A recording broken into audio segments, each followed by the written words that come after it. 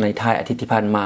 ท่านพลโทกงทองพงษ์วิจิตรห้องรัฐมนตรีกระทรวงป้องกันความสงบพร้อมคณะได้เคลื่อนไหวเยี่ยมยามและเฮ็ดเวียกอยู่กองบัญชาการปกสเขตเศรษฐกิจพิเศษสามเหลี่ยมคำภายหลังที่ท่านได้สำเร็จการเข้าร่วมและเป็นประธานพิธีประกาศการแต่งตั้ง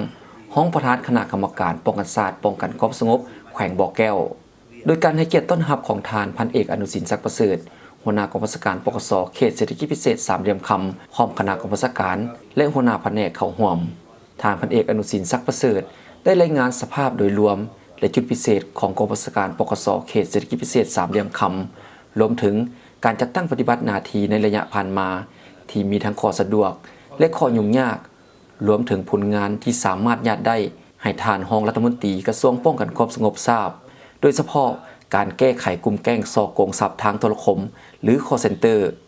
การสกัดกั้นการฆ่ามนุษย์การสกัดกั้นและต้านยาเสพติดและการแก้ไขปรากฏการณ์ย่อท้อต่างๆที่เกิดขึ้นเฮ็ดให้ภายในเขตเศรษฐกิจพิเศษสามเหลี่ยมคำมีความสงบมีความปลอดภัยโดยพื้นฐานจากนั้นท่านพันเอกอนุสินศักดิ์ประเสริฐก็ได้เสนอให้มีกองประชุมปรึกษาหารือเกี่ยวกับการคุ้มครองและการแก้ไขปัญหาแรงงานต่างประเทศที่นำใช้วีซ่าบ่ถูกต้องมาเคลื่อนไหวเฮ็ดเวียกและดำเนินธุรกิจอยู่ในเขตเศรษฐกิจพิเศษสามเหลี่ยมคำโอกาสดังกล่าวท่านพลโทกงทองพงษ์วิจิตรรองรัฐมนตรีกระทรวงป้องกันความสงบก็ได้ย่องยอสมเสย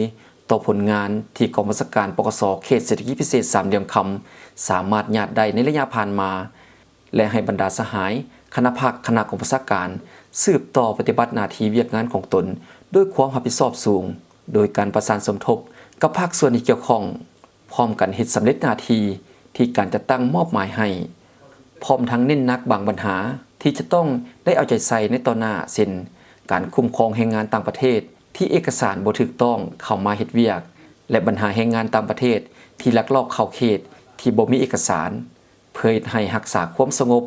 และความเป็นระเบียบเรียบร้อยในเขตเศรษฐกิจพิเศษสามเหลี่ยมคำภายหลังสำเร็จกองประชุมท่านพลโทกงทองพงษ์วิจิตรพร้อมคณะก็ได้เยี่ยมชมด่านสากลสามเหลี่ยมคำท่าเรือขนส่งสินค้าและเที่ยวชมสวนดอกนิ้วอยู่ที่ดอนซาวตื่มอีก